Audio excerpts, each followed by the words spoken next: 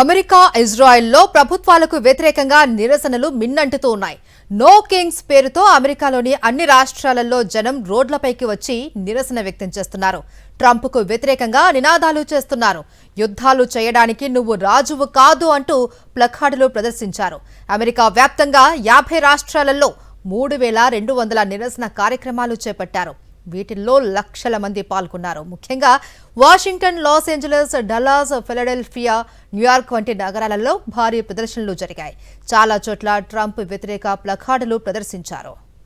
ఇరాన్పై యుద్ధంలో అమెరికా సైన్యం పాత్రపై ఆందోళనకారులు గళమెత్తారు. ట్రంప్ రెండోసారి అధికారం చేపట్టిన తర్వాత చోటు చేసుకున్న అతిపెద్ద ఆందోళనలుగా అమెరికా మీడియా అభివర్ణించింది. ఈ ఆందోళనకు కేంద్రంగా మిన్నెసోటా నిలిచింది. దాని రాజధాని సెయింట్ పౌల్లో భారీ ర్యాలీ జరిగింది. లాస్ ఏంజల్స్లోని ఫెడరల్ డిటెన్షన్ సెంటర్ వద్ద ఆందోళనకారులపై భద్రతా దళాలు టియర్ గ్యాస్ ను వాడాల్సి వచ్చింది. డల్లాస్లో ఉద్రిక్తత చోటు చేసుకోవడంతో కొంతమందిని అరెస్టు చేశారు. ఇక ఐరోపాలోని లండన్, ప్యారిస్, రోమ్ వంటి పెద్ద నగరాల్లో కూడా ట్రంప్ విధానాలపై ఆందోళనలు చేపట్టారు.